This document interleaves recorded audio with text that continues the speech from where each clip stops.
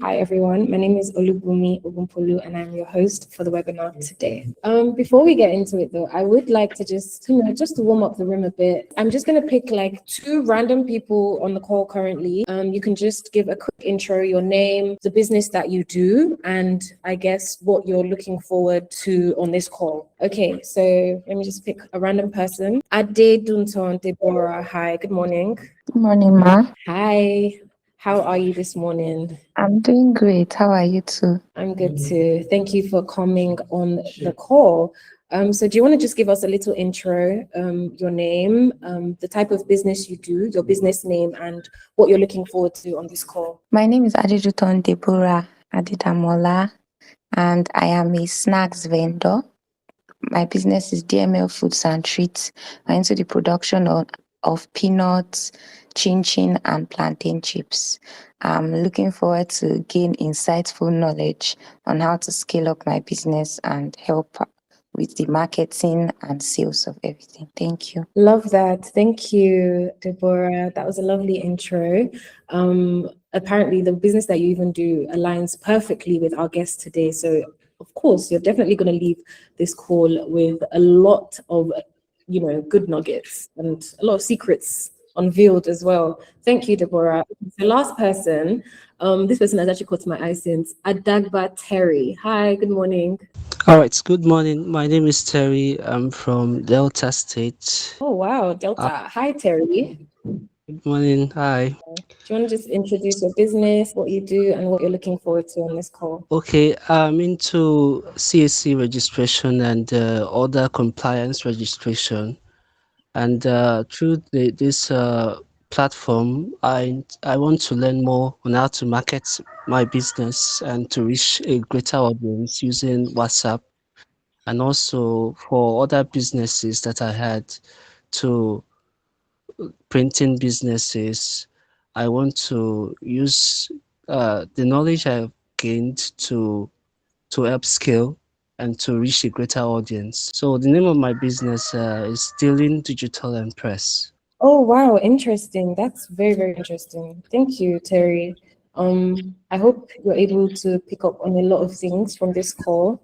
And please, guys, everyone on the call currently, please feel free to drop questions live as we're moving, so that at the end of the call, I can go back to those questions and we can get those questions answered for you. Please feel free, literally ask anything. It's very rare that you get rooms like this where you have the opportunity to have one-on-one conversations with people who could actually empower you, empower your business, and help you scale, right? So please, everyone should milk this, like milk it. So yeah. Hi everyone, my name is Olubumi Ogunpolu.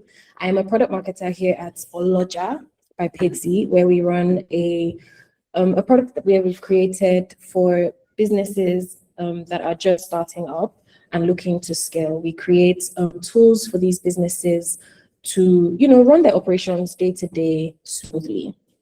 But yeah, welcome everyone to the webinar powered by Oloja. Today we are focusing on what actually separates seven-figure Instagram sellers from the rest, right?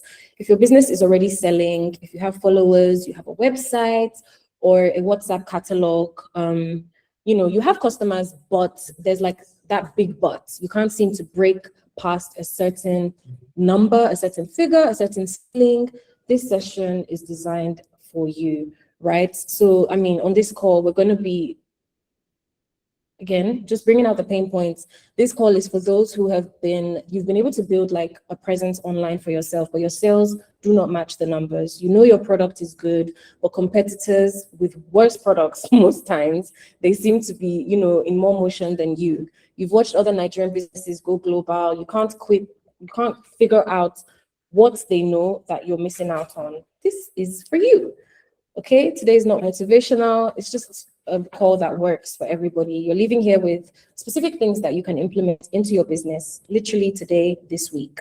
We're going to hear from a special guest, someone who has built a food brand literally starting from 10,000 naira to shipping to throughout 4 different continents plus more probably in under just 2 years. Guys, this is not even theory. This is literally what works for her. And we're going to be unveiling everything. We're going to get into the nitty and the gritty. So yeah, I'd like to officially introduce our special guest, Miss Kehinde.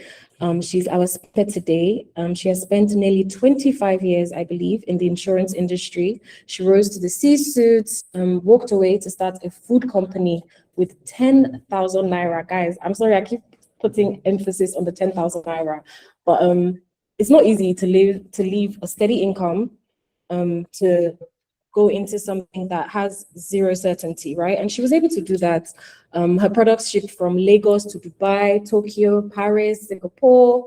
She's FDA and NAFDAC approved. She runs a portfolio of sub-brands, the Fufu Factory being number one. She also runs Tapio, KCO Foods, Super Tapioca, Lebu, Lafun, all from Nigeria. She is rewriting how the world experiences African food, literally, and she's representing us amazingly. Please, everyone, I'd like us to welcome Miss Kehinde Omojuyigbe Efe Voga. Good morning, Ms. Bumi, and thank you for Hi. bastardizing my name. It's a pleasure. It's a pleasure to be here. It's a pleasure to have you on. Thank you. Okay, so I'm going to let Miss Kehinde just give her own little intro. Just welcome yourself in, introduce yourself to our guests who are literally here to hear you speak today. The floor is yours, ma'am. All right. Good morning again, everybody. It's an honor and a pleasure to be here, indeed. My name is Kehinde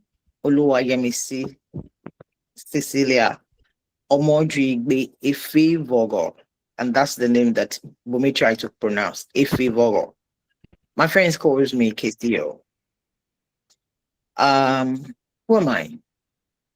I'm just a woman that has a big dream in her heart, and I understand that it's totally up to you to bring your dreams into reality. Nobody's going to push you. Nobody's going to want to see the dream happen unless you want to see it. The only person who is much more interested in your dream coming to pass or coming to reality is God. After that, the only other person is you. And as a matter of fact, if you don't cooperate with God to see your dream come through, He really can't do anything for you. So I'm a woman that understands that I'm in the marketplace, but I also understand that I'm from a kingdom, and that kingdom forms the principle on which my life and my business operates on. Thank you. Thank you, Ms. KCO. I think I'm going to go with KCO so I can make the mistake with the surname. But thank you. That was definitely very empowering. I love that you've linked, what you do also with alignment as well. That's lovely. Guys, I keep telling you so many good things to come from this. Okay, so let's get into it, right? Before we begin, I want you to help us uncover something, right? There's this idea that food businesses in Nigeria, it's like almost the safest business to tap into when you speak of hospitality and all those type of stuff. Everyone says, doing a food business is safe. Producing food is the safest thing to do. Everybody has to eat. So, how hard can it be? You've been doing this for 2 years now. Can you help us bust that myth?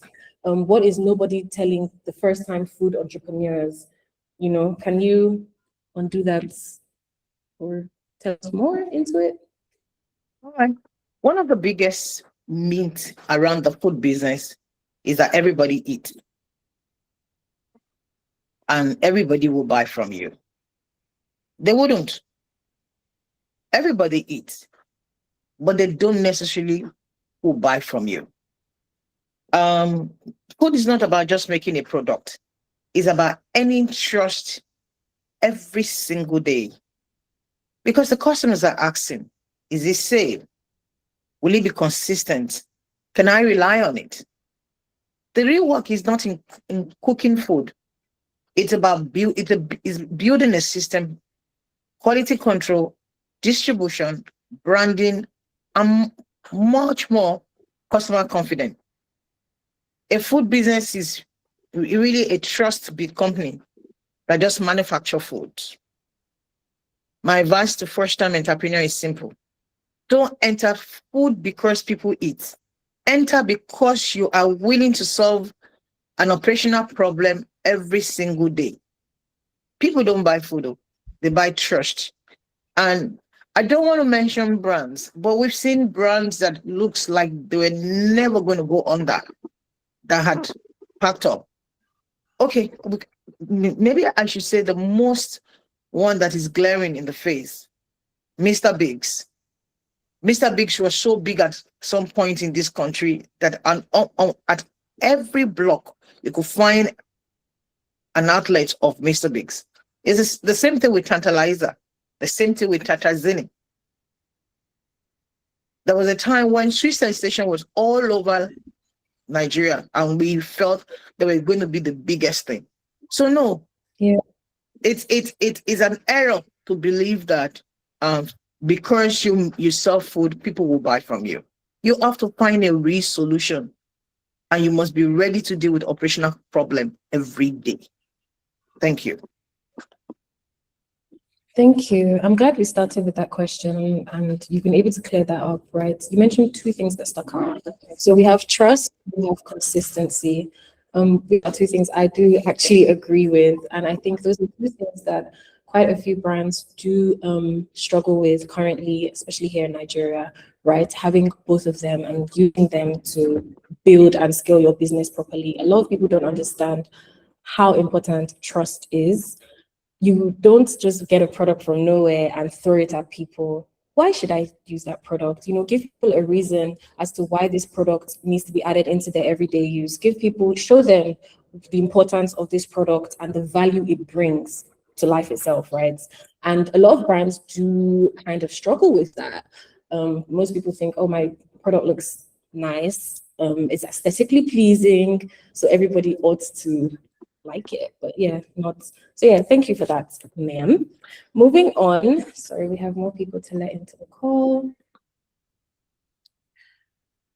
Okay, so moving on, right? You started the Fufu Factory with 10,000 naira. In this room, I know that we have people that probably even have about maybe access to 5 million or more, or maybe not even up to that, but they have their capital ready, but it's sitting idle. They don't know what to do with it or how to even start. They just have the idea. You know, what were you able to understand about starting? What were you able to understand that gave you that extra push, that removed all forms of uncertainty? Because I mean, you moved from your corporate job and merged into and transitioned into taking up your own personal business.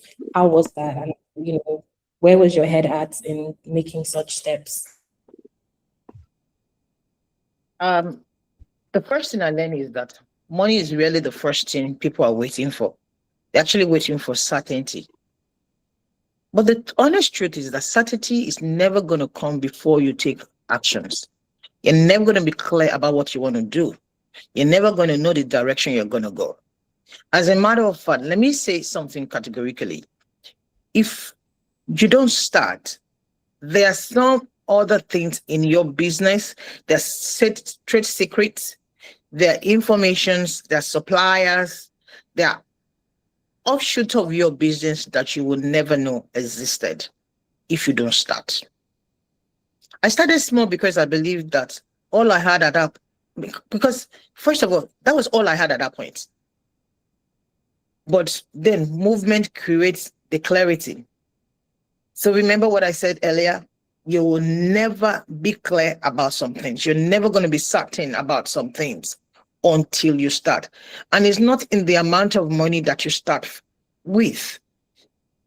Every customer taught me something, because every request, whether you can meet or you cannot, you'll meet it, will teach you something.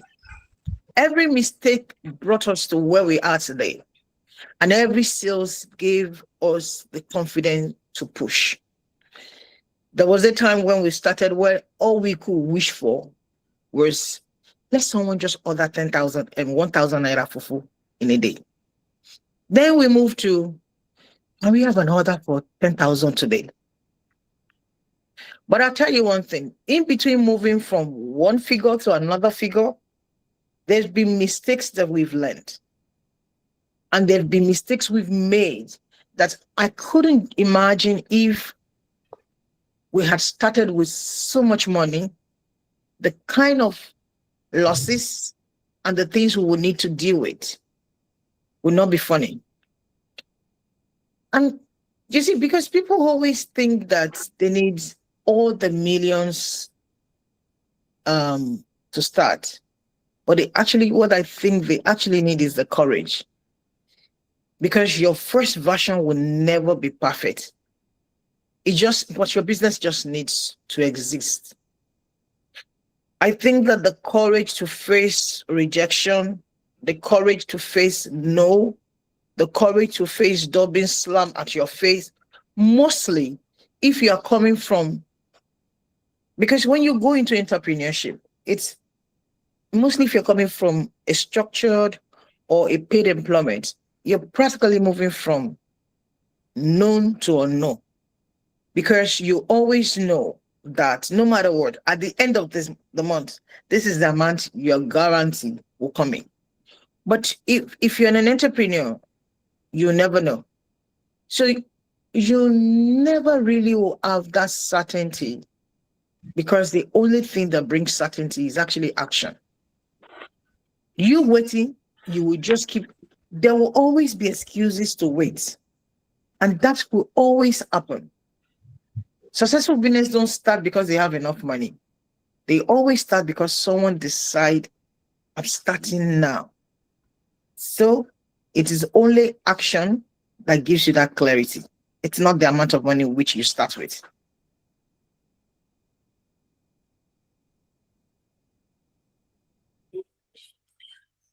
Thank you so much, ma'am. That was really nice. Thank you. I hope everyone is taking notes, by the way, because that was a really good one. I really like that. But to follow up on what you said, I love what you said about, facing the rejection, facing failures and all of that. I'd like to ask that, in the 2 years that you've started doing this, has there been a time where you have, peaked at failure, and, how are you able to overcome it? I understand that with businesses, every day is not going to be a smooth day. They're going to be rough. Right? So have you ever had that rough day where it was really bad? And as a business, how were you able to overcome that? So there's been several moments where I wish I could quit. I wish I could just walk away. Mostly with the experience and the years of building my career. The days when I wake up and just cry into my pillow and ask myself, what am I doing here? Do I have business here? So there will always be several difficulties: cash flow challenges, operational setback, losing sales channels, unexpected costs. Then there are factory challenges. There are going to be staffing challenges and all of that. So that is where the pressures are really overwhelming. But every time I thought about quitting, I remember why I started in the first place. And also, I've spent over 20 years working at other people's dream. So, and the truth is, whether you work on your own dream or you work at somebody else's dream, there are always going to be challenges. And the only thing that you could probably say is that at the end of the month, with the challenges, you have a guarantee pay. But look, because they took a bet on themselves was why you could come in and work for them. So why won't you take that bet on yourself? And for me, the vision of the Fufu Factory is bigger than I am. It's bigger than me or what I am. Because we're not just producing fufu. We're changing how African food is perceived around the world. So whenever your purpose is bigger than your pain, you have to find the strength to continue. So what's your why when you were coming into the business? What were you looking at? What did you want? What was the dream? I don't believe resilient means you never feel like giving up. Resilient means you keep going even when you don't feel like it. Purpose gives you the strength that motivation never gives you. So What's your motivation? What's your purpose? Why are you doing what you're doing? Because that is the only thing that keeps you grounded. That's the reason why you will wake up the next day and say, okay, yesterday is gone. Today is another day. And you tell yourself, we start again. Thank you. I was just saying that that was a really powerful perspective. Thank you so much, KCO. That was a very powerful perspective. People do tend to mistake rejection or failure as a sign to stop, not even just with business, but just in general. I know that this is something as humans that we do. And sometimes it's simply just a sign to grow, to adapt, or for you to just actually keep going, right? I hope everyone is listening, and I hope you're taking notes. Again, if there's one thing that you can pick up from today's conversation, this particular point is very important as well, right? Courage is not the absence of fear. It's choosing to move regardless of whatever, I'm facing. Now, let's shift gears a little bit. Everyone sees the pretty packaging, the FDA certificates, the Dubai shipments. Nobody really sees the struggle behind the glamour. Right? Everybody, even me, I've only been able to see, doing research on you, I've only been able to see your numbers, your milestones and your achievements. But I know that behind the scenes, when you're running a business, there's the bad days as well. What's an unglamorous day at the factory like? Can you walk us through that? One thing you do daily or weekly? I don't know, just run us through like a day at the Fufu Factory and how that works for you. First of all, what keeps a business is not the glamour. It's really the glamour, except you are in the business of show business. And even show business has got its own back end or backstage. What keeps your business running is the daily discipline of showing up. The daily discipline of showing up. Whether you are in the mode or you're not in the mode, you just have to show up. It's the daily checking quality before production starts. It's reviewing your inventory. It's resolving customers' complaint. It's understanding that you have to learn and unlearn. Teach your staff. It is following up with your suppliers. It's making tough financial decisions. People celebrate shipments. They don't see the thousands of small decisions that made that shipment happen. Success is not built on one big breakthrough. It is built on 1,000 ordinary decisions you make consistently over time. Business don't grow because of the exciting days. They grow because of the discipline of each day. Building a business is not about glamour. It's not about, even if you're in a glamour business, there's still a backstage. It's about your daily decision to show up. It's checking quality before production starts. It's resolving customers' complaint. It's getting yourself and your staff trained. It's following up with suppliers. Because, for example, no matter how much you have as a business, you're never going to have 100% of your raw materials. You're not going to create all of them by yourself. For example, the Fufu Factory, we buy cassavas from farmers. We buy plantains. We buy yam. We buy potato. Now, even if we have a backward integration, which we eventually do, as a business, you only want to grow better than what you have. And so you're going to have to outsource that and buy from other farmers. You're going to buy packaging materials from other suppliers. Most likely you will not be making your packaging by yourself. You're going to buy machines. Somebody else is supplying your electricity. You have a basic company that supplies your stuff. So you're going to have to manage all of those things and put them together.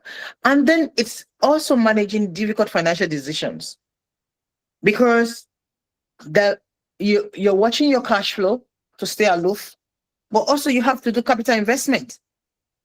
So if you don't understand how to put all of this together, almost taking this decision, okay, yeah, there's some that comes in sequence, but there's some decisions that are perpetually every day. For example, showing up every day.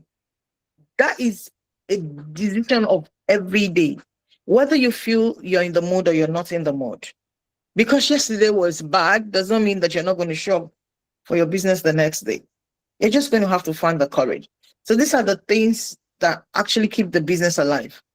It's not the end result is what people see. The end result is the export. The end result is the opportunity to place your product in supermarket. The end result is people seeing that you're consistent with what they buy yesterday, and so they can buy today, and that's what gives you money, and that's what makes the business look glamorous. But it's in all of those details. Thank you for that. Again, really good. I agree with what you said. As consumers, we're usually only drawn to the finished product. We don't get to see the growth, the branding, and the success. One question I do have for you, though, is was there ever like a season when your business appeared to be flourishing, but behind the scenes you were navigating uncertainty or simply just trying to keep things together? Maybe a time where maybe you had like your most orders and all hell broke loose. Like, give us like the reality of that. Has that ever happened with the business? Okay, so our first distribution. Okay, so first let me answer. Yes, it does happen. You have budgets, the things you have done, the sales forecast, the conversations that you've done. Because, okay, for example, we have, maybe because of my background, which is insurance, and I was more into sales and strategy. So even at the start of the Fufu Factory, it was never the conventional ways that everybody think they want to sell that we started selling from.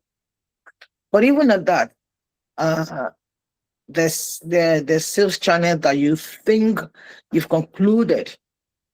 Look, for example, there was a major sales at some point when we just started, and I'm talking about 7-figure sales.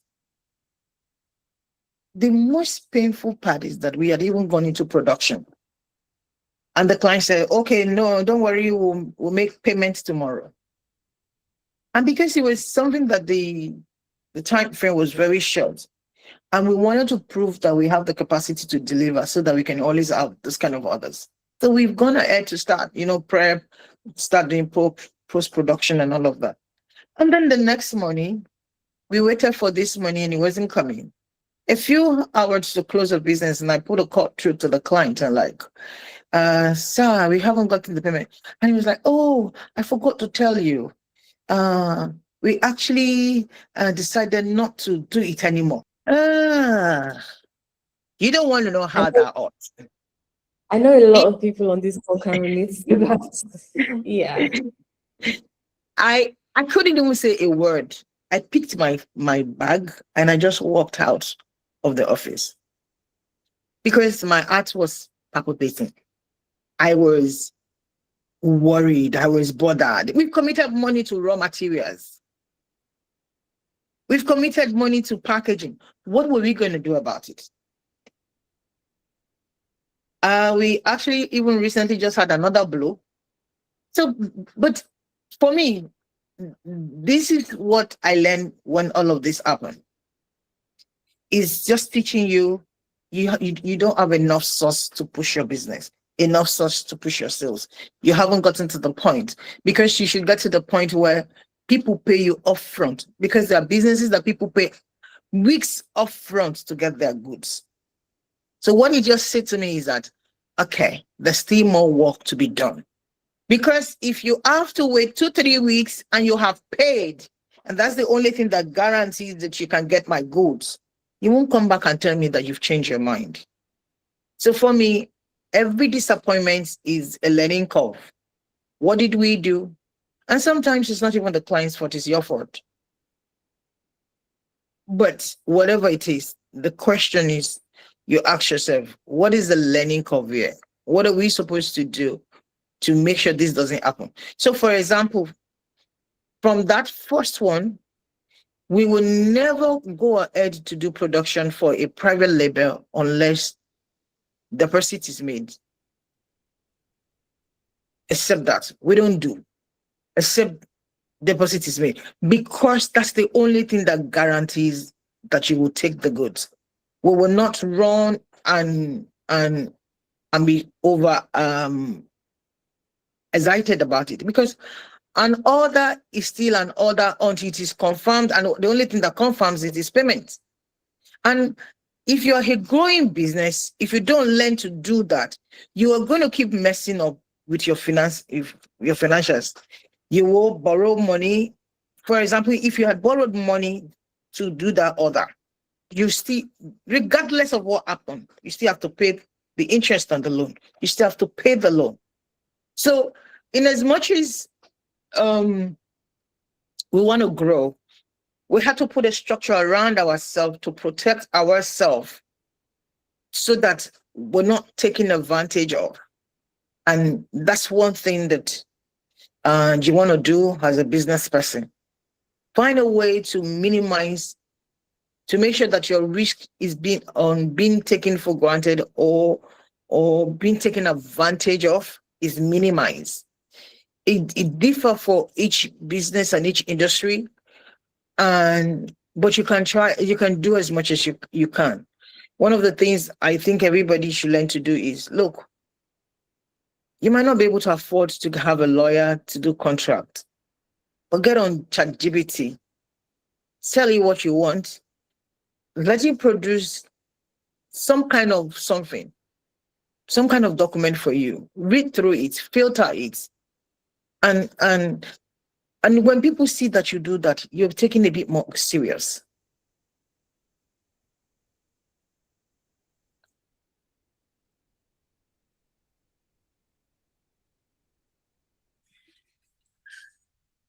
Wow, thank you so much. I like that you've highlighted the realities of entrepreneurship with your story, right? And I mean, that's the whole essence of this call. Us really getting into the reality of running these type of businesses. Thank you for sharing your story. I was even my follow-up question was going to be, how have you been able to now use, these experiences to safeguard your business? What systems have you put in place? But you've already kind of answered that. Thank you very much for that. Okay, so again, switching gears, I now want to switch to the women in the room, right? So my next question is us focusing more again on the business, food processing at scale, factories, machines, distribution. This is literally a man's game. I mean, the average person would call this a man's game, right? In Nigeria.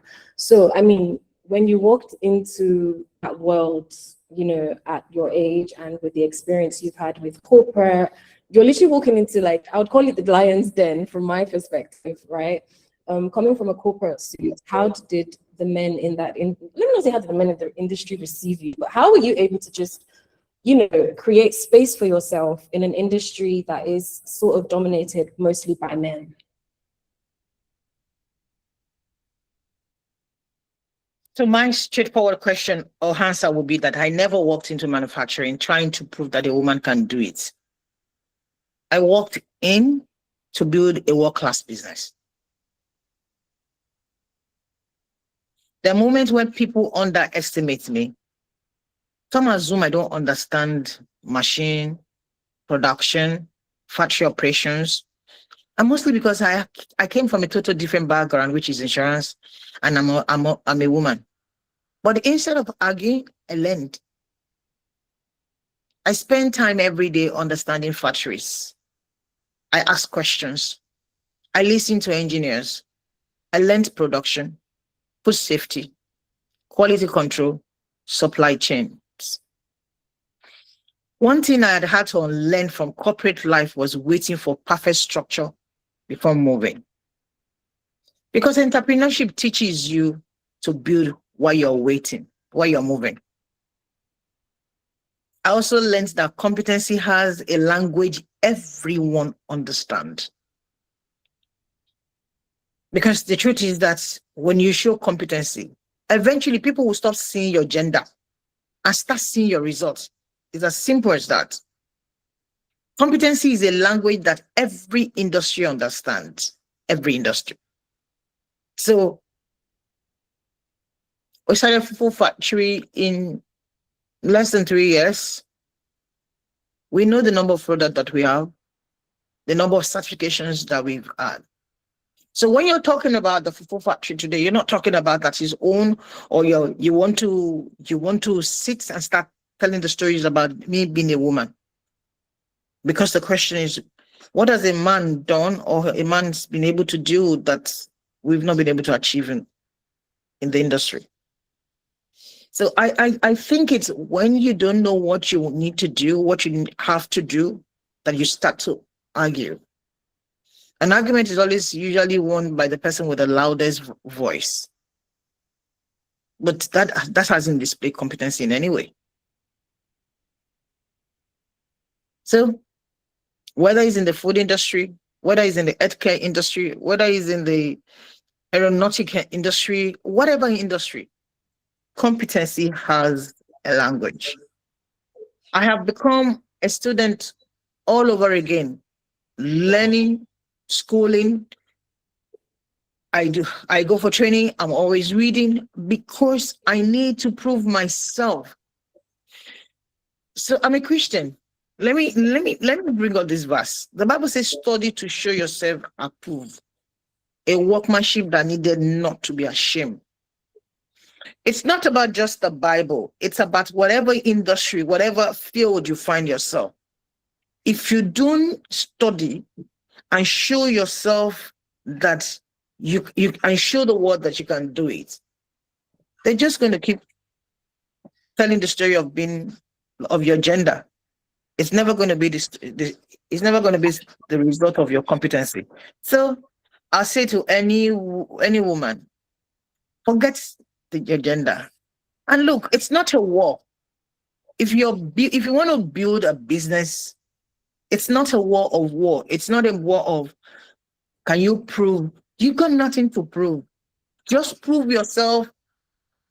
Prove to yourself that you're already been sitting there and doing what you're doing. That's all I'll say. That's what I'll say.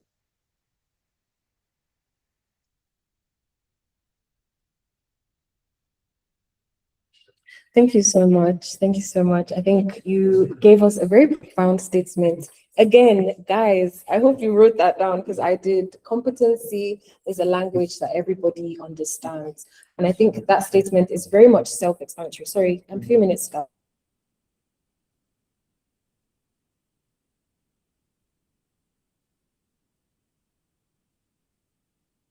Issue there. But yeah, I hope everyone picked up on that. Competency is a language everybody understands. It's very much self-explanatory, and it's so key as well. Thank you for that. Okay, so I mean, we're rounding up now, coming towards the end. I have like 2 more questions to throw at you. So my next question is, Nigerian entrepreneurs, right? We love to blame the economy. We love to blame the economy for literally everything, for fuel, for naira, inflation, the government. And I mean, with all these things that I've pointed out, you have been able to build your business through it all, right? Which means that you've been able to overcome these things that I've mentioned. So what are people these excuses that people are using, blaming the economy, how have you been able to overcome these factors? Fuel, naira, inflation, government, especially with the fact that your business has now crossed borders. And these are factors that I'm sure you face. How have you been able to overcome all of that? But let's be honest. The economy is genuinely difficult. But history has shown that great businesses have always been built during the difficult times. So I'm not going to pretend like the economy isn't difficult. Inflation is real. Exchange rate matters. Power costs are high. But difficult economy don't stop every businesses some businesses still grow. So instead of asking, why is the economy doing this to me? What we've led to do is, what must our business do to succeed despite the environment? Because as an entrepreneur, you can't control government policy, but we can control product quality. We can control customers' experience. We can control innovation.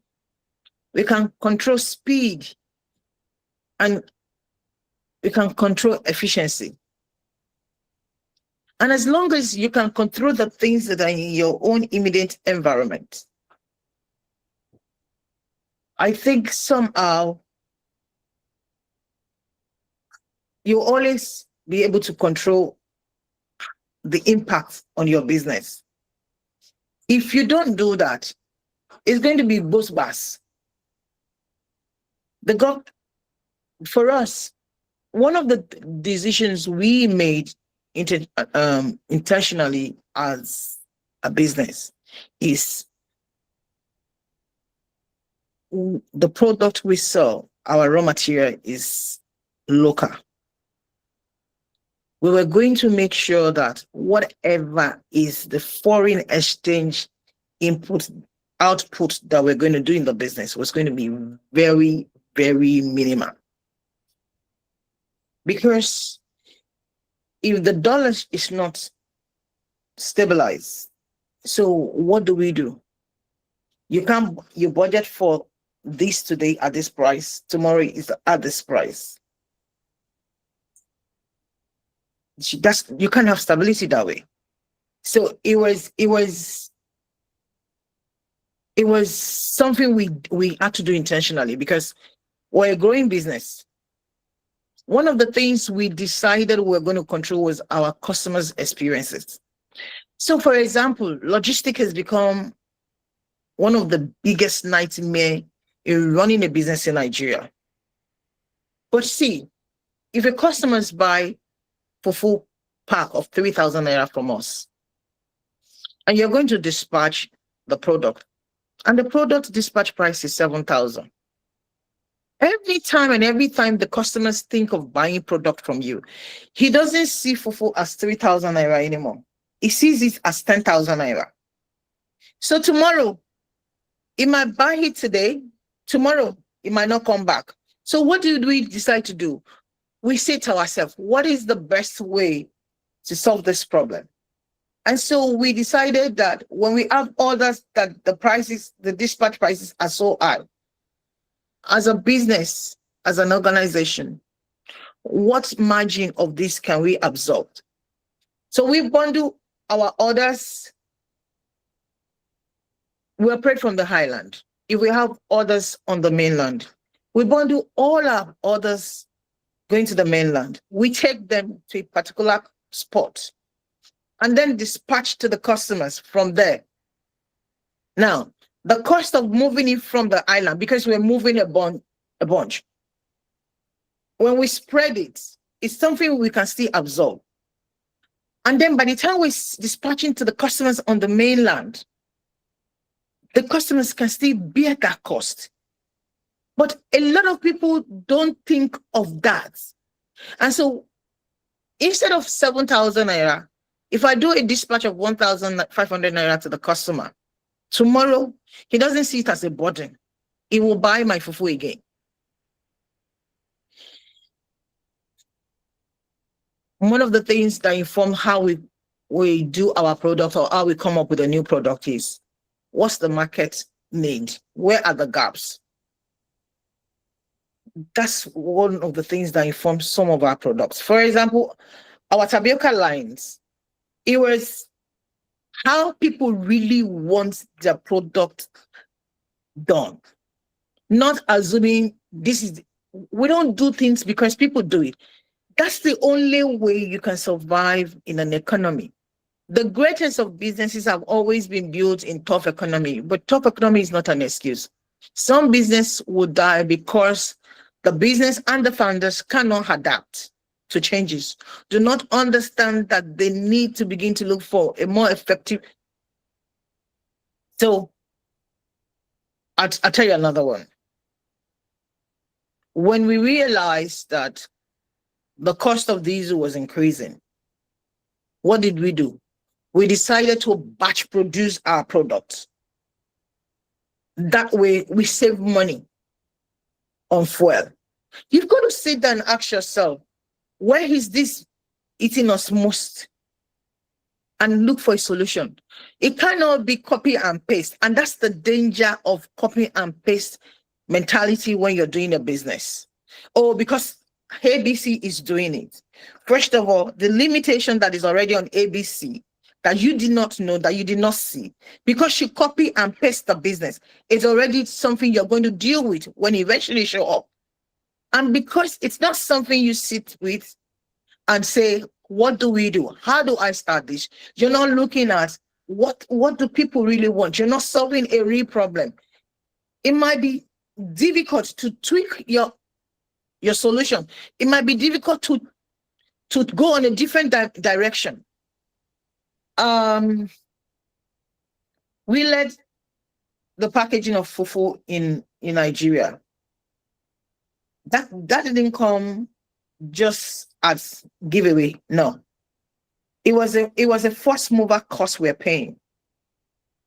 We know the rejection. We know the things we've been dealing with and have to deal with, because it was not taking other people's idea.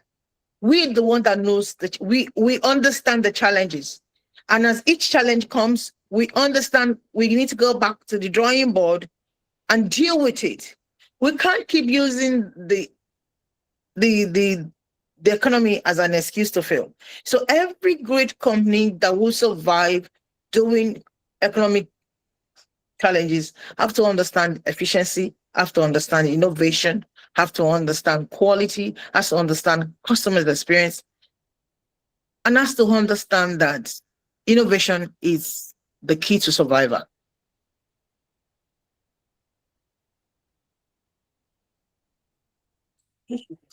Ooh, very interesting. Thank you. I mean, listening to your journey, it's very clear that while the economy can shape the terrain, it doesn't have to determine the outcome, right? Sometimes it's these very constraints that we face that refine how we think and strengthen our resilience, and ultimately build better entrepreneurs, right? So thank you for that once again. So I do have another question for you, this being like my last one. 20 years from now, what do you want, not even just the average Nigerian, because you've crossed borders, I would say, what would you want the average human being who is able to experience your brand, what would you want them to say about the fact that your brand existed? What would you want to hear from them? Okay, so for me, we're building just beyond one product. Our vision is to become Africa's leading food innovation companies. We're expanding our portfolio. We're investing in research. We're developing modern African convenience food. And we're creating products that can compete globally. But beyond products, we're building systems that connect farmers, manufacturers, retailers, and consumers. Our goal is not simply to sell food. The goal is to help redefine how the world experiences African foods. For example, people think that a lot of people think that fufu is a poor man's food. But what we've been able to show the world, everybody celebrates pizza, everybody celebrates taco, right? Yes, 100%.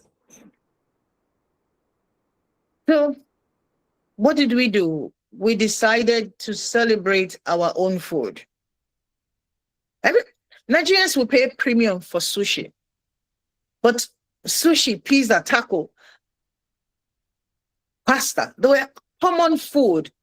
The way they were presented is what it's become like like the word food now. If you don't eat it, you don't belong. And so for us at the Fufu Factory, our mission is to preserve our heritage while presenting it in a way that meets modern global standard. So tomorrow, what we want to be known for is a company that makes you take pride in African food and not treat African food as the masses food. Because in this continent, we actually have most of the best food. Until recently, our farmlands are superb. Our products can basically almost go for organic. Our foods are not over-processed. These were foods that our fathers eat, and they were 80, 90, 100, and even as farmers. And so for us, it's bringing back that pride of African food. Look at Afrobeats. I'm sure the pioneers of Afrobeats never thought that Afrobeat would be where it is today. But because somebody stand and said, our mother tongue is not nonsense, and stay long enough in it. There's hardly anywhere, even at the World Cup, a Nigerian Afrobeat star was represented. Nigeria was represented by the Nigerian Afrobeat star. That's for us. That's what we want to do. Tomorrow, make African food a pride, not something that you eat and when someone knock your door, you're putting under the table. And the only way we would do this is when we take pride in what we have and we bring innovation and we make the food adapt to modern life and living. That's what we want to be known for.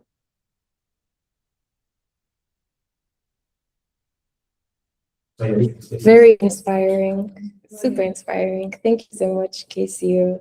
And what a beautiful note to end this session on. Thank you so much for sharing your journey so openly and honestly with us. I'm certain our listeners are walking away not just feeling inspired, also equipped with some practical lessons they can apply to their own lives and to their businesses. It's been an absolute pleasure having you. Can you please just hold on?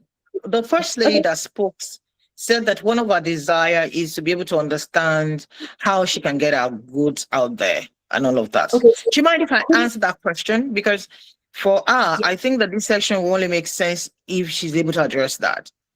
Okay, so I was just getting into that. So we do have a live Q&A session right after this. I just wanted to conclude our session. Okay. So the next, I will allow everyone to ask their questions live, and you can have conversations with them on this call live as well. So yeah, I just wanted to say thank you again for sharing the nuggets. Thank you. So, I mean, just like I said, we're now moving on to the next segment on the call, right? Which is our live Q&A session. Please, I will be going through the questions that we already have on the chat, but if you do have a question currently, please, you can just raise your hand on the call. If you check the buttons at the bottom, you can just raise your hand and I will get to you once we're done going through the questions on the call. So, yeah, so I'm going to start with the first one. Hold on, please. So the first question is from ID Inyang. Is ID Inyang still on this call, please?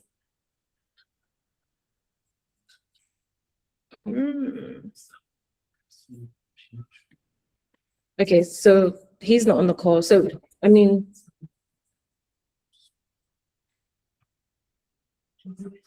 okay, so the next question is, I think we should just go with that question you picked up on first. Which one was that? That's from Deborah. Which question was that, KCO, that you were referring to?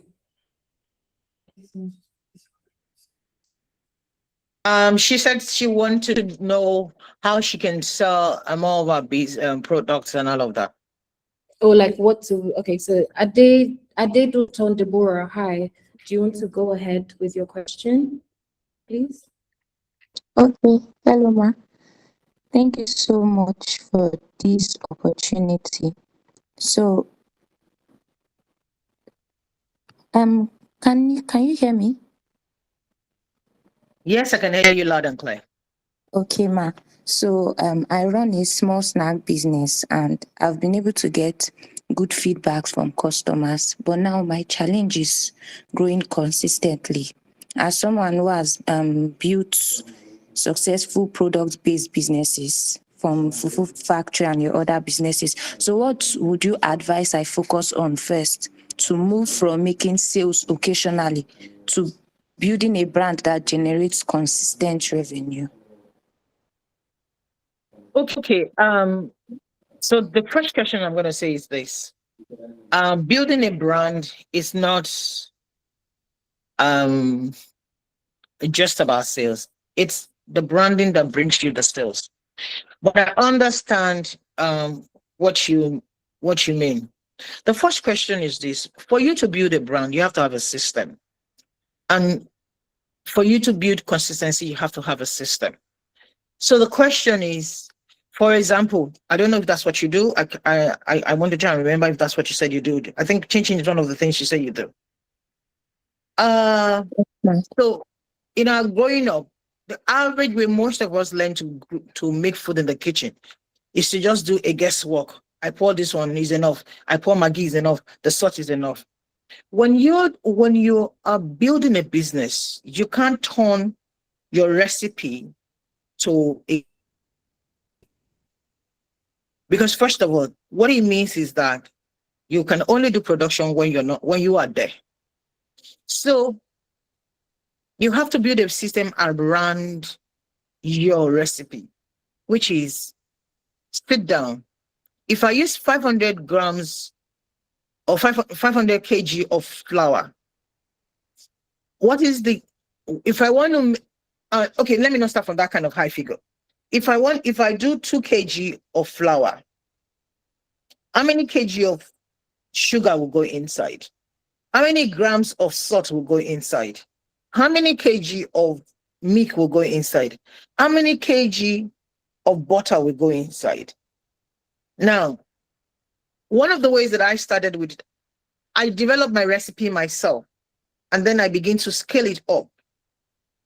So if you do them at different measurements, written down, and you have each production, and then you ask friends and family to test them for you. Which one do they prefer? Now, when you see the one they prefer, you need to document that particular one and then have an SOP. That becomes your SOP. So whether you're there, whether you're not there, your staffs are not allowed to be creative. If they want to be creative, they have to be creative with building another one that you guys are going to study, the market will test, and you get a feedback and people are okay with. Because the reason why you probably will not get a consistent buying is that your product does not test the same way every time. And the market reward consistency. If I test your chin today, it must taste the same way tomorrow.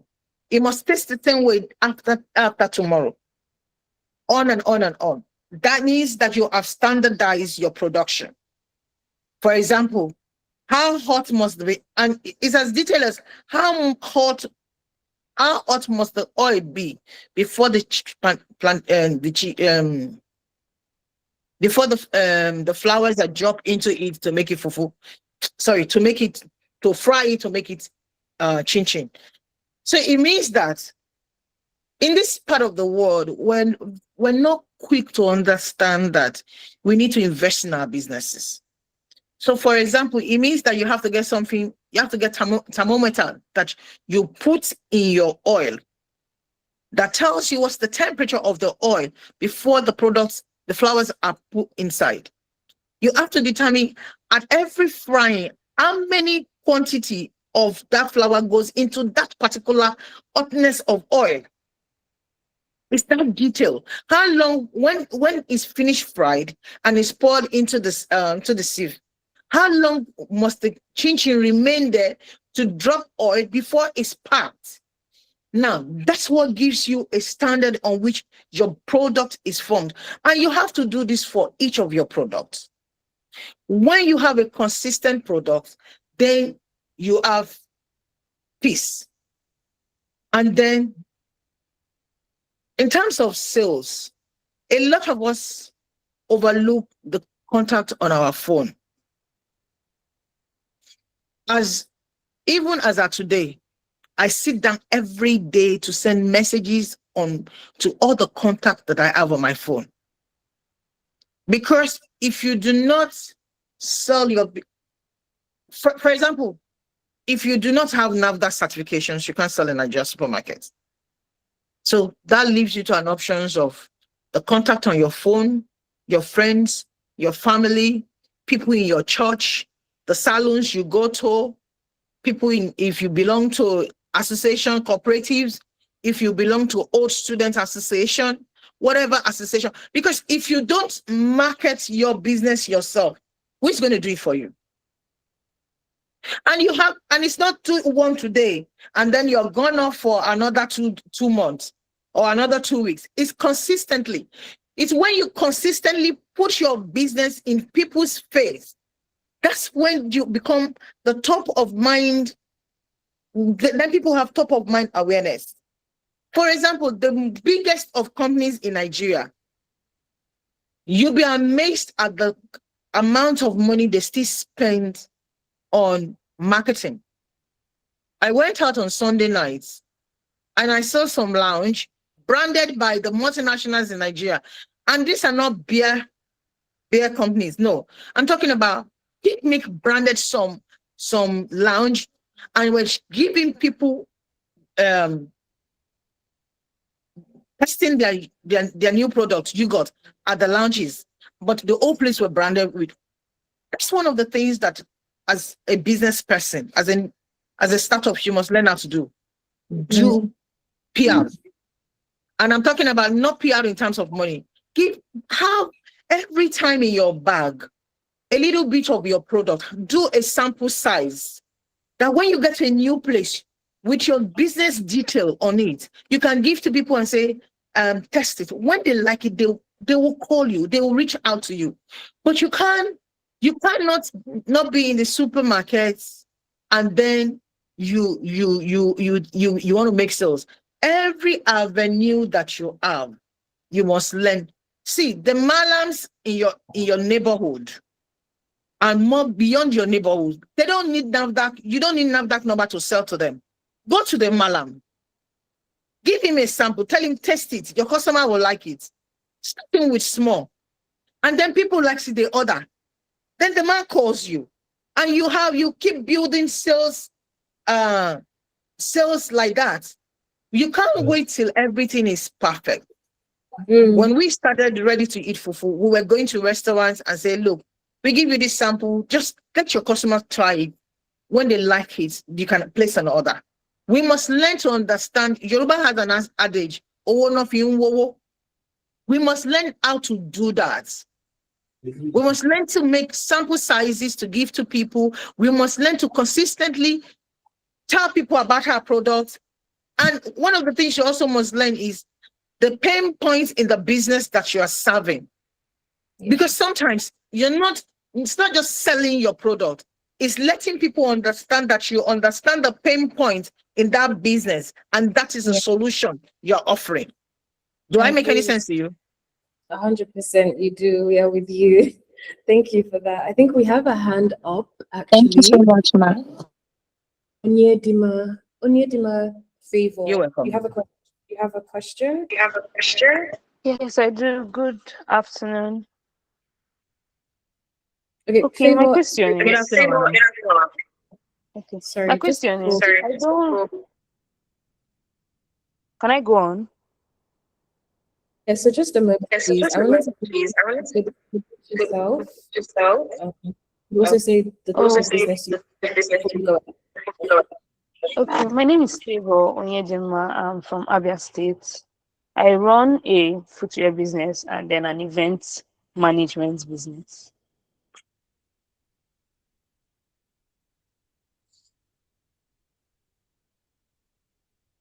Can you hear me? I can hear you. Okay, so my question is, basically you spoke about like the food business and all, but my business for the footwear style, I used to do just handmade, so I make them when people order them. But recently I added sneakers, but for that I still do drop shipping. So now I don't have like, I can create content with the products by myself and then I'm also seeing the videos. I don't have that right now because I just basically post pictures from my supplier and then get orders and then they deliver to them directly. So it's kind of making the business slow a bit, frankly. And being as I just finished serving, I had to move locations and all. So it made my handmade business not get as much orders as it usually would when I was in the city. I started the business and all. So right now I'm trying to focus more on the sneakers business because it seems easier because I don't exactly have to buy products and keep them just like my other business. So I'm trying to put the two of them together. They have the same business name. I post on the same page for the two of them. But then somehow sales have not been coming in as much as they should. I've been posting consistently. I started exploring Facebook a bit more. So I'm posting on Facebook more than I usually would. And then on TikTok, which is where like the younger people are, and on my WhatsApp. But still the sales are not as, they don't come in as much. Like I can stay up to 2 3 weeks without a sale at all, and then the day a sale comes in is just one sale. So I want to know how I can like scale up. Like it just feels like the business is stuck at this point.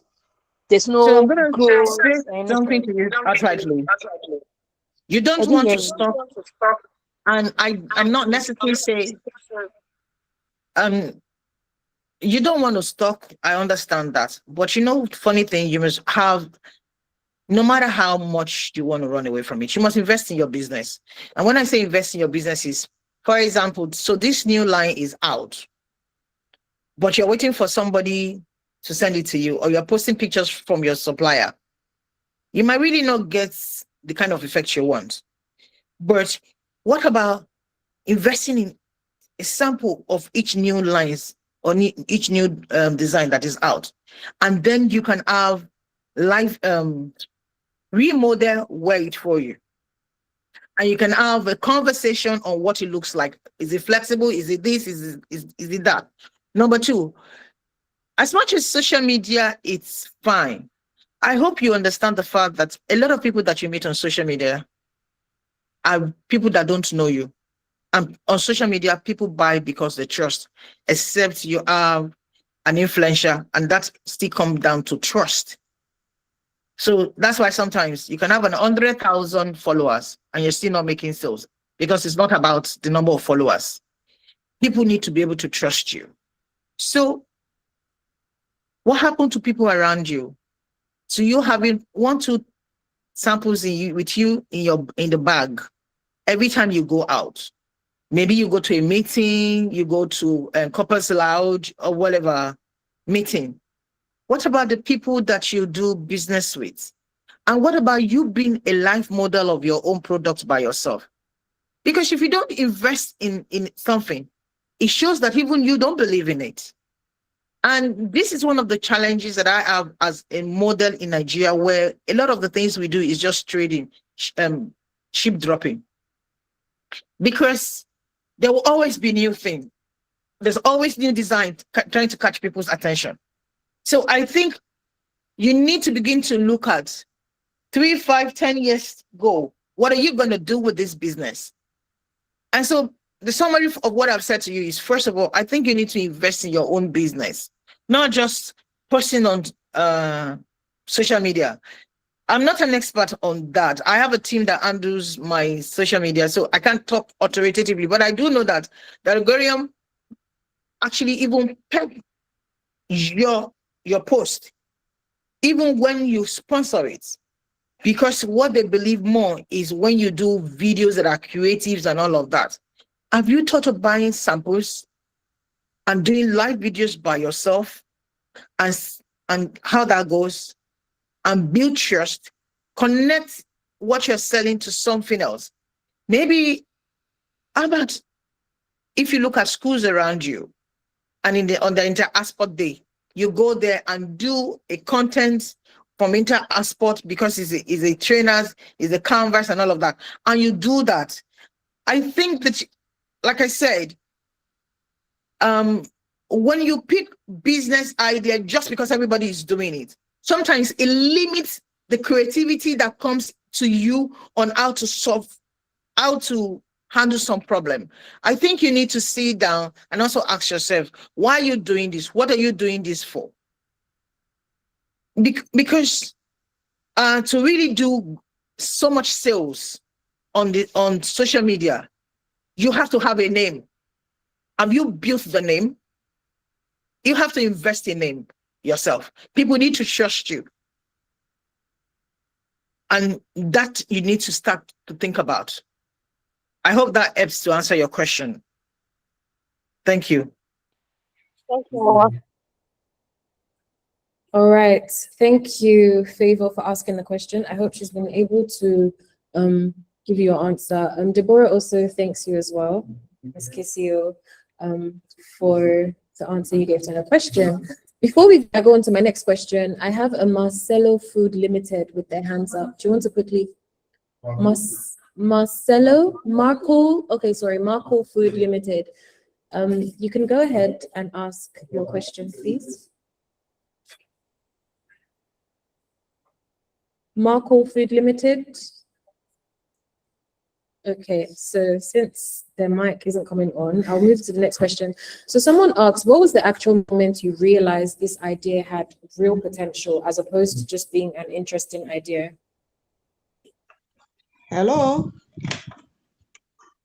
Good morning. Are you hearing me? Good morning, ma. Yes, we can hear you. Oh, good morning. Sorry, I've been trying.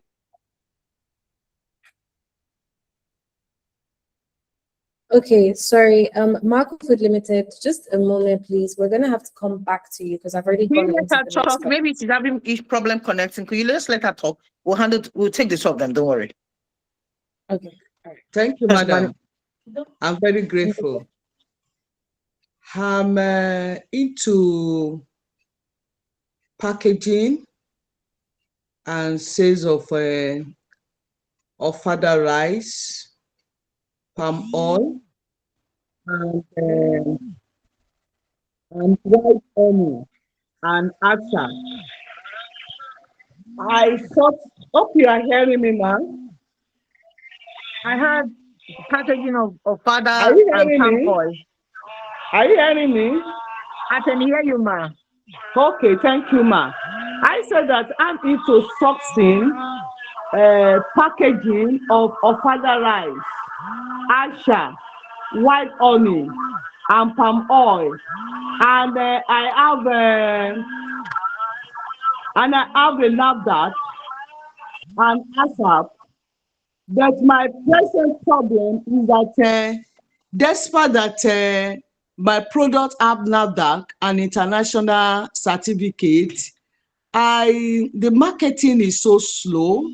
I also have factory on my own, but the sales, like having penetrating to supermarkets, and I've been trying international markets. What can I do, ma?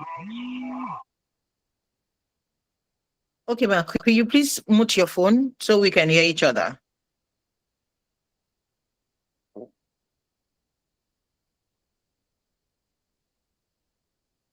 Okay, so I think she's actually muted, and I Okay, can't I want seem to read the gentleman question. He says for his, you read out the one with the food with a quality product but limited marketing budget. That was the first question, right? Yes, ma'am. I've had you, man. Don't worry, I will answer you. Olubimi, I'm talking to you right now. The first question you read out. What was our question? Yes, I'm about to read it out. Sorry, I had an issue with my network. Okay. The second question. Sorry. Hello, ma. I can't hear you. You just hold on, man. I just want Bumi to sort out an issue. Okay. And then we'll come to you. Obumi, should I answer a question and then why you find that one? Yeah, I think you should just go ahead and answer her question, please. Okay. Excuse me, ma, could you please mute your phone? Okay. Okay. So let me answer your question. Quite frankly, NAFDAC certifications are bestowed on you that the regulator can trust your product, and so people should trust your product. It's Yes, a total ma'am. ball game. It's a total ball game to go into supermarkets. And I think that you need to find a formula that works for you.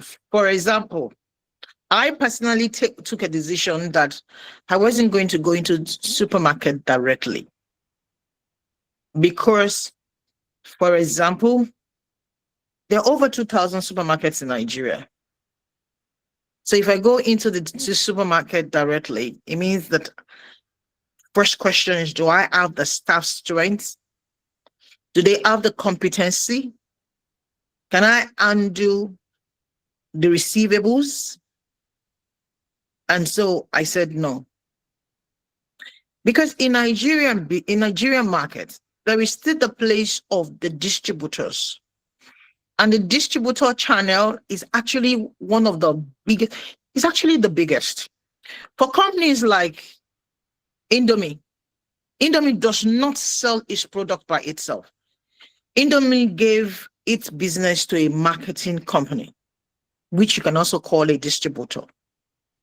And they get the product to every nook and corners of Nigeria. Now, as an SMA, do you have the capacity to build a robust marketing arm? Because sales is different from marketing. If you get your product into the supermarket, that's a distribution channel, that's sales. There's still a part that has to handle the marketing because there has to be product awareness. Number two, most supermarkets, I think the best of the supermarket does 30 days credit. Do you have the financial muscle to pull the 30 days on? And most 30 days always end up being 90 days. Number three, the location that you are, have you exhausted? Because look, you see, sometimes we leave what is around us and start looking for what is far away. Have you exhausted the people in your vicinity, your church members, your cooperative members, your associations, your contact on your Facebooks, your friends that you've been coming from way long? Then one or two direct supermarket owners that you know or that a friend knows and they introduce you to. Because if you get enough of those people, they will refer your product, they will talk about your product, people will go to their houses and see your product and all of that. And then number three, how attractive or how easy does your packaging make it look for you to be able to get the consumer's attention? I met a gentleman recently, he does Ofada, and I looked at his package and I said to him, have you sat down and asked yourself, who are the people that eat Ofada? If you've sat down to say, who are the people that eat Ofada, that tells you the first places you're going to start marketing Ofada. So I'm going to ask you the same question. Have you sat down to ask yourself, who are the people that eat Ofada? But again, the next questions will be, Nigerian under 40 population is 70%. That's 70%. Is there a way you will present Ofada to be interesting enough for them to want to eat it? What will you do? How will you go about it that they will see if Ofada as something they want to eat? For example, if you want the Gen Z to eat Ofada, that Ofada must not have smell. Your packaging has to be contemporary. And your packaging has to be different in the supermarket to bring your customers to you. Because even supermarkets don't want to stock product that just sit down there and nobody's buying. And one of the first things that makes a consumer decide if he wants to buy a product, they decide if they want to buy a product within the first 2 minutes. And because he's able to answer, because in his mind, as he's looking at the products, the questions are popping up and he can answer them almost immediately as he's looking at those products, as looking at your packaging. So maybe you need to look at your packaging, the people around you. So I'm going to give you an assignment. Pick your products. Don't ask people that will not give you honest answer. Tell your children to score your product packaging and then the product and ask them, what do they feel about it? Let them grade it. That's your first immediate place where you can get an answer. And then ask yourself, what can you do better? And in this age of technology, I can tell you one thing. You can actually even get it done by asking yourself questions. So the first questions you ask yourself, go online, what's the population of people eating ofada? Where can I find them? What can I do? Is there addition I can put into the product? Is there something I need to remove from the product? What size is more convenient for them to do it? What other product can I pair with this product to sell it? Do you understand? Because if you don't answer those questions, you might be getting resistance. And remember the NAFDAC, I'm very conscious of my NAFDAC because NAFDAC lasts only for 2 years. You're going to spend money to renew it. So the product has to make his money. So Mama, you need to begin to ask some hard questions that you've not asked yourself before. But please also understand your funding. What's your funding capacity before you start pushing?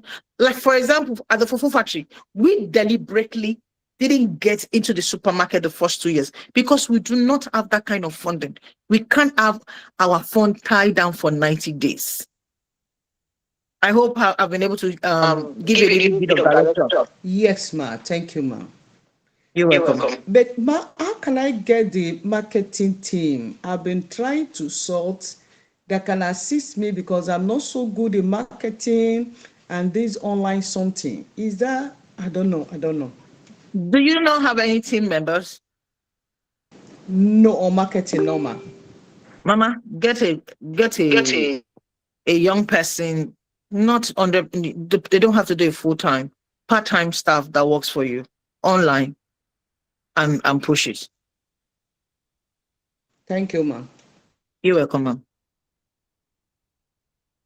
All right, thank you. I hope your question was, I hope you got your question answered. Marco Food Limited. Another comment I wanted to make was, if you do struggle with your marketing, ChatGPT is for you. That's the whole point of AI.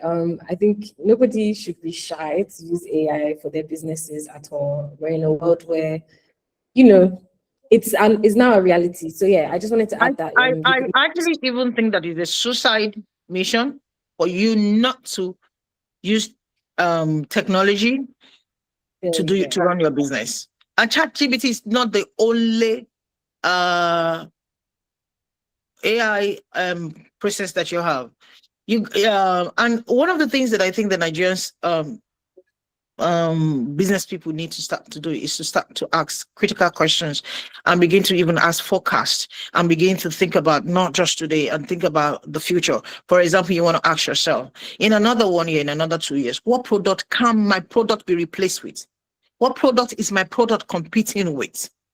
What other way can my product be used? Those are the questions, because when you know those questions, when you know those things, and then you are better prepared to either align your products in that direction or be prepared and or have an alternative product that goes along with it. For example, we have a line that we've made up our mind, we're shutting down next year. There is nothing wrong in understanding that this product does not have it's not going anywhere.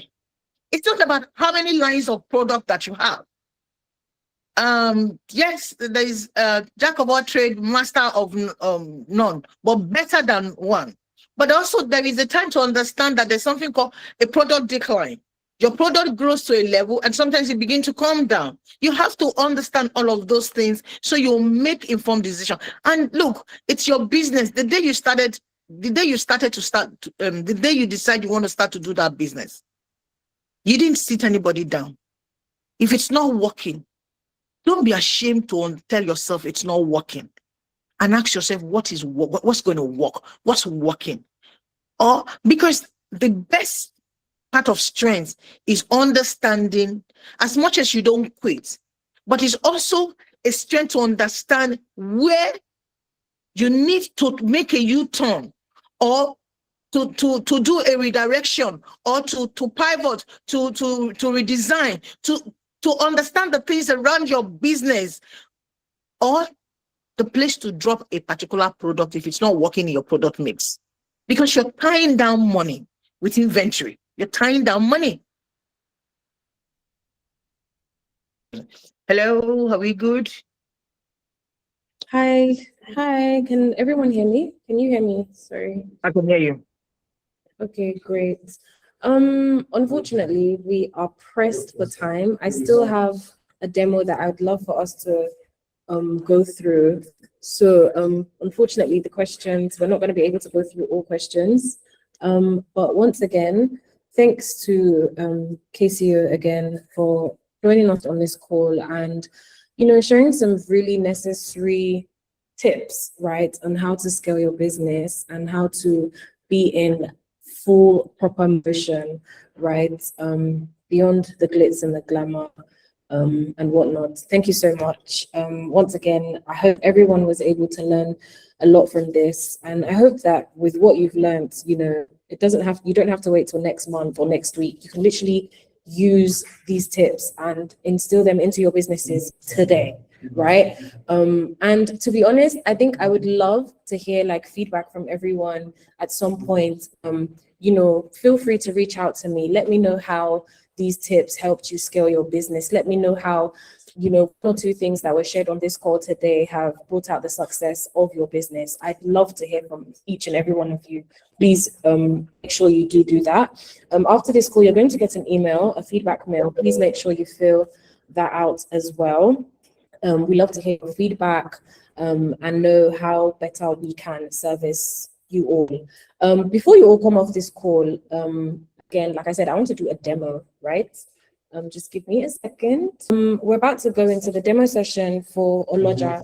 Like I said at the beginning of this call, Oloja is an e-commerce platform that has been created for business owners like ourselves on this call today. Oloja has been built to make life literally just simpler and easier for each and every one of you to run your business operations. For those of you that use applications to run your business, use your notes, you use another app for your bookkeeping, you have another app for your inventory, you have, I don't know, manually just keeping track of how much money is coming in, your inflow, outflow. Oloja is for you because it stops all of that. I call it nonsense. It stops all of that nonsense, right? So yeah, I'm gonna play this short video for you guys. Please watch, enjoy. At some point, I'm also going to drop a link for our WhatsApp community. This is a platform you can join to get all our updates. You can also share tips with us. If you feel like, you know, having used Oloja, there's certain things you would love to see on there that would help you push your business further. WhatsApp community is there for you to be able to have these type of conversations with us. If you need help as well with the platform, you need help setting up your business on the platform, hit that link. Yeah, so let's watch the video. Still running your business only offline? Let's fix that in 3 minutes. Sign up your email, verify it, and complete a quick liveness check. Add your BVN or just dial *5650# if you don't have it at hand. Do you have a registered business? Upload your CAC and watch your business name pop up instantly. No CAC? Just use your number. Create your password, set your 4-digit transaction PIN, and you're in. With Oloja, everything is in one place. Customers can order and pay instantly, even when you're offline. You won't lose any sales. Oloja just keeps helping you sell. Track your stocks in real time and get alerts whenever you're running out. Manage orders, mark deliveries, and you can even download your business reports. Create payment links with built-in security, set fixed or flexible pricing, perfect for sales or discounts. Add your staff and control who sees what. No stress, no missed sales, just growth. Start your store on Oloja by Pixie today. All right, so I'm going to hand over to our head of products, who is going to give you guys a guided tour of the product, right? So, I mean, again, if you feel like this product is for you and you're interested in signing up, please feel free to signify in the chat or just the link. We're going to drop the link. We're going to drop the link also in the chat for you to create your account as well there. Hello everybody, good afternoon. My name is Chigozie Durobioha, and I'm here to walk you guys through the Oloja platform so that it's easy for you to know what it is you can do with that platform and where to go to when you want your report and important features that will help you grow your business. Right now on the screen, you can see a QR code.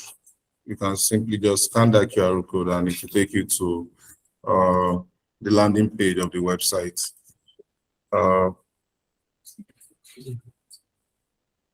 you've done that, you can just give me a thumbs up, so that I know that we are together.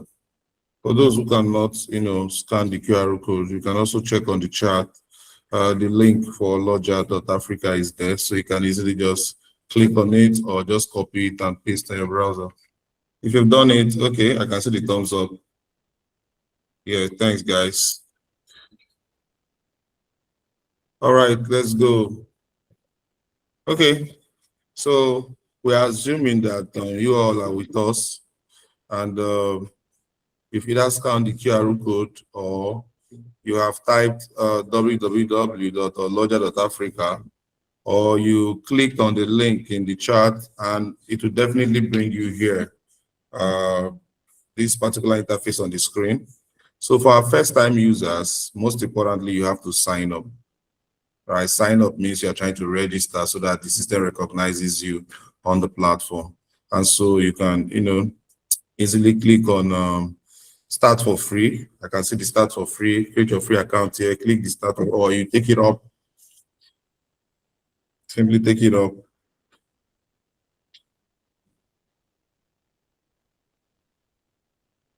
Yes, start for free. That button, that yellow button there. So when you click it, it displays your sign up page, where it basically takes important information about you. Just supply us your email address, your phone number, and if you have a referral code. By referral, did somebody tell you about it so much that the person also gave you a code? We could also input it so that we know that those who have enjoyed the services provided by our platform, are now telling other people. It helps us make important decisions that, yes, people like what we do, right? And they are, informing others. And so once you do that, you simply just agree with our terms and condition and privacy policy. We usually advise that you click on that policy first and, read it so that you know what you are agreeing to, before you proceed. So when you check that button, your continue button becomes highlighted for you to click. Right now, you cannot click it because we are assuming that you have not read the terms and condition as well as the privacy policy, and that you have not agreed to it. So we expect that you agree to it before the continue button can be highlighted for you to select, which in turn will take you to the next phase. And so by the time you go to the next phase, we are going to validate your email address just to be sure that you are who you say you are and that you have access to the email address that you actually provided. We'll now allow you to create your password. And once you do that, it becomes very easy.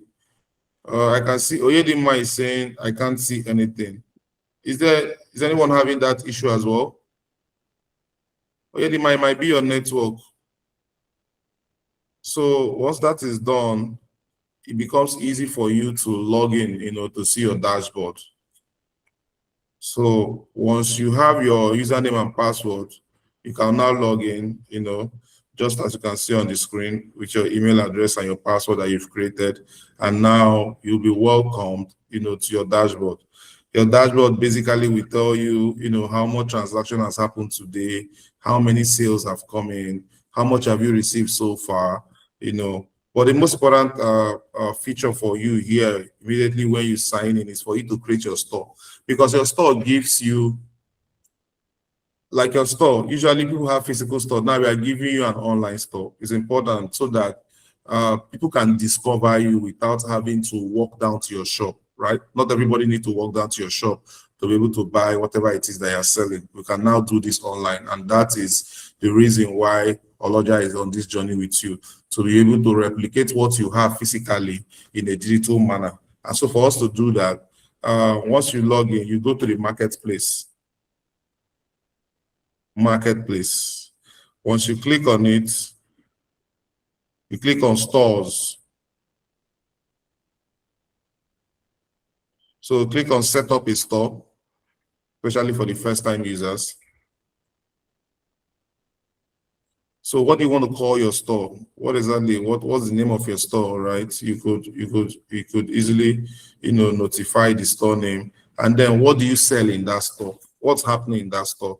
Do you sell food? Do you sell liquor? Do you sell electronics? Do you sell sanitary wares? You just give a description of what you do, so that this in turn will instill confidence from prospective customers, right? And so you also have your email. So why people begin to make sales or begin to choose products from your store, how do you want to get notified via email? So that's why you have those emails there. How do you want to get notified via phone number? You input those phone number and of course your address. And we're also going to give you a store URL. Your store URL is basically the link to your online store, right? We could easily recommend, or you can also type, right? And we'll let you know if that store name is already taken or not. And once that is done, you can now create your store. Go down. Yeah, you see the create store button. You click on it. Once you click on it, you now have a store. Go back to stores. Yes. And that's, so when you come back to store, you're going to see your store details just the way it is here. Under store link, there is preview. Simply click on it. Preview.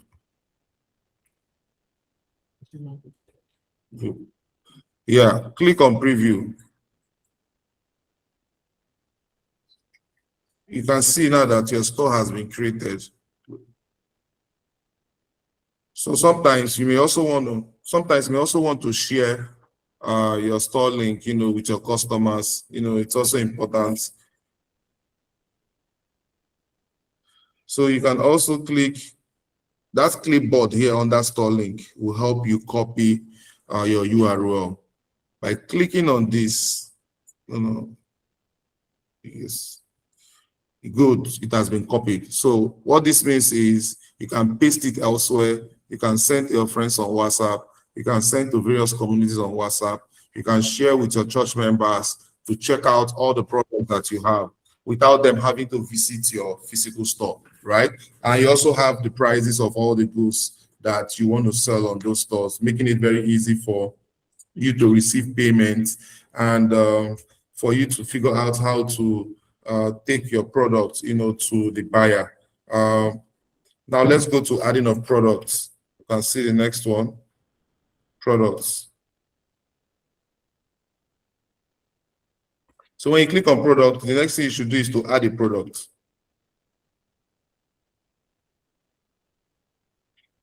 Now the important questions, what is the name of the product you want to add? Are you selling blender? Are you selling oranges?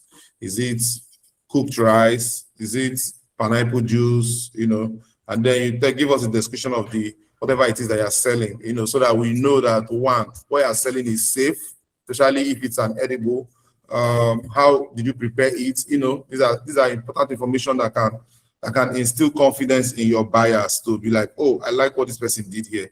Oh, I like how this person prepared this. Oh, I like how much care this person took in trying to do this. And so I would like to try it, right? And don't forget that all you just need is a trial, especially for your new customers, right? Because a trial will convince them to either come back or go and tell people that what you're selling is not okay. And so we expect that all the merchants here want to do a good job with respect to preparing the product as well as packaging the product.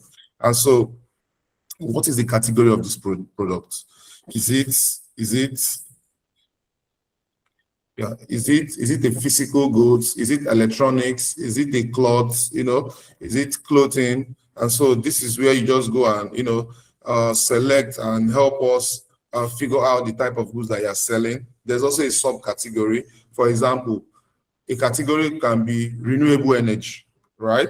Subcategory could be solar panel, inverter, lithium batteries. These are categories. Or you are selling female clothes. That is a category. Skirt is a subcategory. Gown is a subcategory. Stuff like that. And then what kind of colors of that product do you have? You can easily click on the plus sign there. Click on the plus sign just to tell us how many colors. You can even type. You can type on the number of colors you have and just add. And when you're done, you simply just close it and that's it. And then how many of this product do you have? You have 20. You can simply select quantity. Select quantity and tell us how many you have. Yes. So now I'm saying unlimited. Unlimited means you are never going to run out of stock. You probably have enough of that product. Or before the product run out of stock, you've already replenished your stock, right? But if it is limited, you have to tell us click on limited. So assuming we click on limited, you have to tell us how many we have. How many do you have currently in your store? So immediately you type 100. You can type 100. So it means that you have 100 pieces of that product. So what's going to happen? You need to tell us what your reorder level is. At what point should we remind you to stock up? You see, we are now your friend. We are now your business friend that tells you, Oga, madam, this our market on the finish. We need to top it up. We need to buy more, right? That's the essence of it, right? And so, can scroll down. You can now add the price. How much are you going to sell that product? This is where you input your price. Also, there are also other optional pricing adjustment especially for those who have a registered business, who have been equipped to collect value-added tax. You can also click on the optional pricing adjustments. If you click on it, it should be able to tell you, oh, do you want to add VAT? If you want to add VAT, you can just put it on. And do you want to add a discount for your customers? You can say, oh, 5% discount for your customers. Anybody who buy today, 5% discount. And you can now add or upload the images of those products, so that your customers get to have a sense of what those products look like. You can upload those products and then you save. Once you save, automatically that product is added to your store, right? And so when people come to your store, they can see those products, right? And then let's go to payment link. It is possible that some of your customers, right, might want to price or want to negotiate pricing with you, right? So imagine that in your store, you have a product that costs 50,000 and somebody is saying, oh, madam, what I have now is 48,000. And you would not want to go back to your store to start reducing the price to 48,000 because you want to sell 48,000 to somebody, because somebody can come to your store at that point and see that it is 48,000 and pay immediately. So at that point, you may not be happy because you may finally, go at a loss. So what do? You create a payment link so that you can collect money from only the person that you gave a discount, right? And so this is where a payment link becomes very important. You tell us what the payment link is for. You give us a description. Oh, it's payment link from your special customer, Madam Busayo. And then if you want to collect the phone number so that you can contact them, in the future when you have restocked your product or when you have another variety of that product, it's okay. We can help you. You can set those up so that when the person is trying to make payment, the person can also input those data that you're asking for. And you can also put a success message, like thank you, so that the person also sees the message, or if there's any other message to say, oh, delivery will be done in 24 hours, whatever it is, just to be able to manage your customer, effectively. You can also do that before you click on the create payment link. Once you click on it, it means that you have a link. You can easily copy that link and send to your customer. Your customer can either make payment via bank transfer or via debit card. And I'm sure once you receive that payment from your transactions, go to reports. If you go to report, you can see transactions coming in here, transactions. Once you confirm that the payment has been made, you now have that responsibility to ensure that you deliver the goods to your customer. I just thought to acquaint you guys with the most important features for setting up your stores and receiving funds and then moving your money out of the system, right? Let's go to money transfer, go to dashboard. So one of the most important aspect of this platform is now you set up your store, you've added product, you started receiving money. How can you move this money to your bank account? How can you move this money to your supplier so that you can restock, right? And so, put the top one. Top, no. Yes. So you see, when you click here, there should be, there's a money transfer.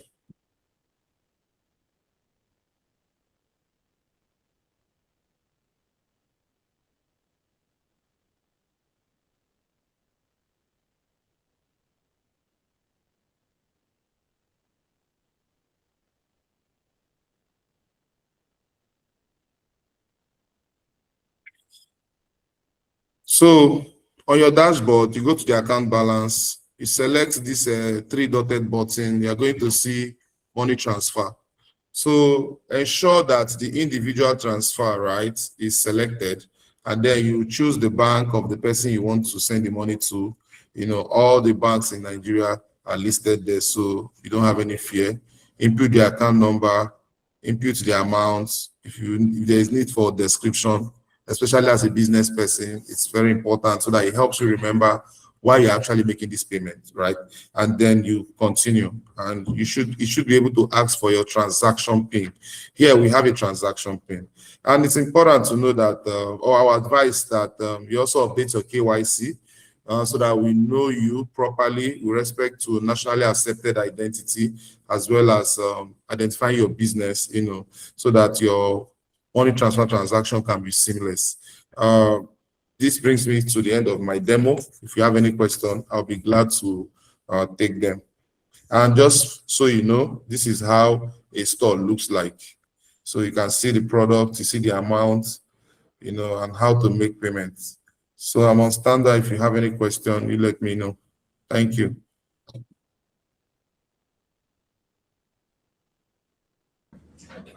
Alrighty. Hello, Bubi. Over to you. All right. Hi, Chigozie. Thank you for that walkthrough. Hi, Adeduton. I can see your question, and it says, is any bill charged for using the website? No, we're not charging you for your storefront.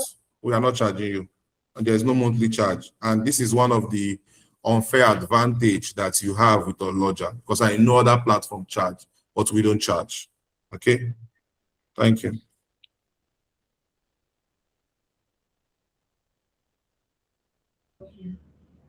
All right.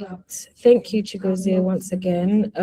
Yeah, so just to further emphasize on that, as Chigozie said, Oloja is totally free, right? You don't need to pay any form of subscription fees, any monthly fee. Zero payments needs to be made for you to create an account and kickstart running your business on it, right? All you need to do is just make that account and literally start making your money. Yeah, so we're done with that part now. We've now actually come to the end of this webinar. Thank you everyone that has joined this call. We've had some really good questions as well that came through the chat. Unfortunately, we were not able to go through every question, right? We had sorry, give me a moment.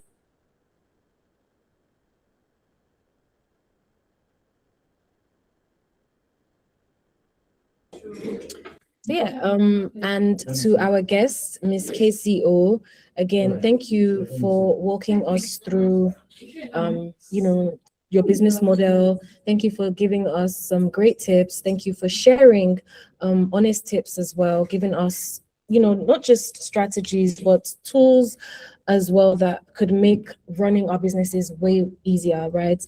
Again, I hope everyone took notes. I hope everyone is going to be able to kickstart using some of these tips, not tomorrow, not next week, but today.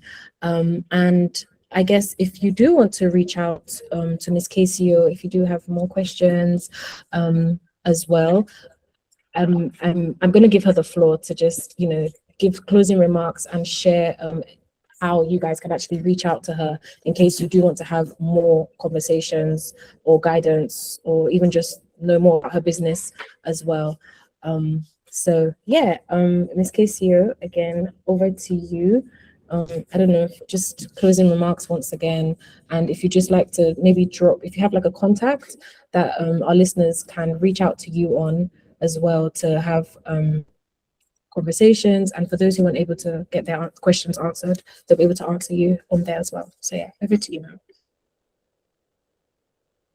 All right.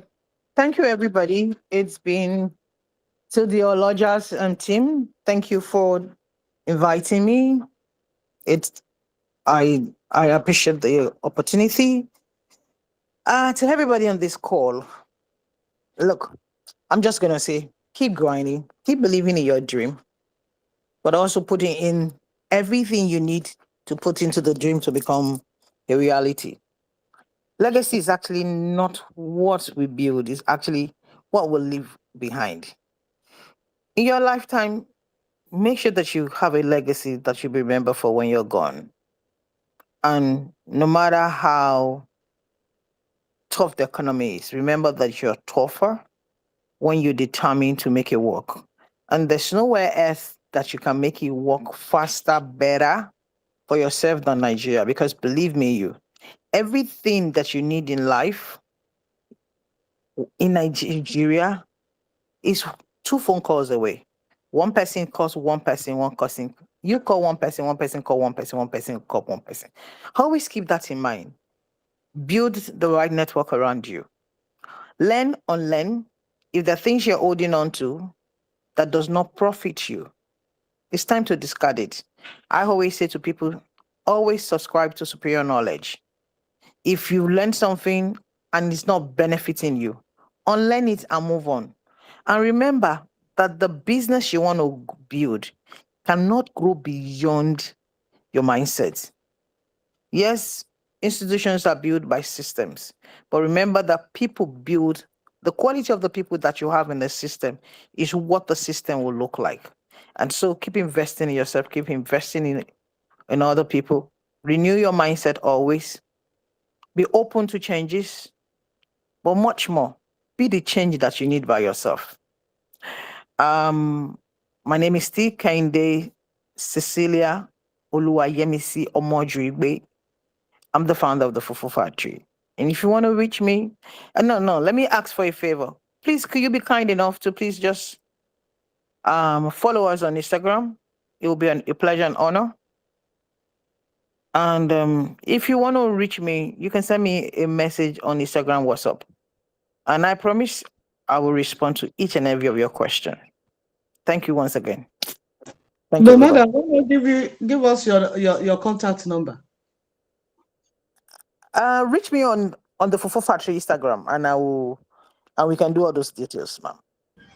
Yes, so we'll drop the link. Okay, the link has even dropped just now already. So we've dropped the link, the address as well, and links for her social media platforms. So you can feel free to reach out to her on those platforms, right? Once again, thank you, KCO, Ms. KCO, for this opportunity. Thank you so much. God bless you. And hopefully we all hope to hear more from the Fufu Factory, right? Oh yeah, we are redefining how African food is.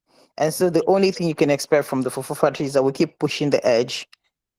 We keep being daring. We keep representing this country because nobody can do it better than us. And yes, we keep being the brand that Nigeria can be proud of. And we look forward to more people joining us because that's the dream. that we have more brands from Africa being an international brand that we can celebrate. Okay, I love that. Thank you so much, Ma. So I mean, just a quick recap for everyone. A lot of things we've learned today, right? Starting small is not a limitation, it is just a filter. The people who wait for perfect conditions, they never really start. Followers are not the business, discipline is the business. Growth doesn't fix chaos, it exposes it.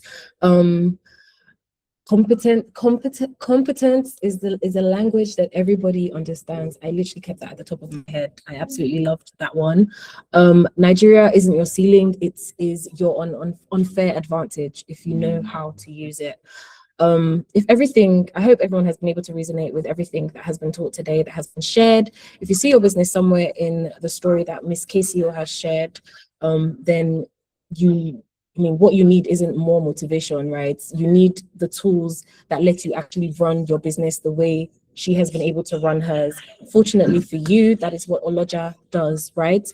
A storefront does that. A checkout that works does that. A way for your customers to find you, trust you, and buy from you without you needing to be online 24 hours a day. Oloja does that. So if you're yet to sign up, if you're yet to create an account, please use that link. Honestly, you don't know how much easier it's going to make life for you, for your business, for your staff, if you have that.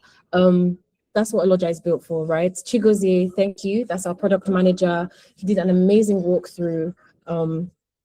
Thank you to Chigozie for that. And thank you to all of you as well. Again, find the link to our WhatsApp community also in the chat.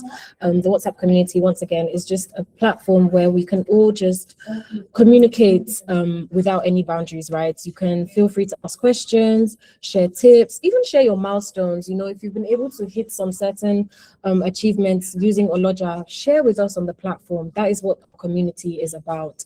And if you have ideas or things that you feel like we could do to better service you, feel free to drop that on there as well.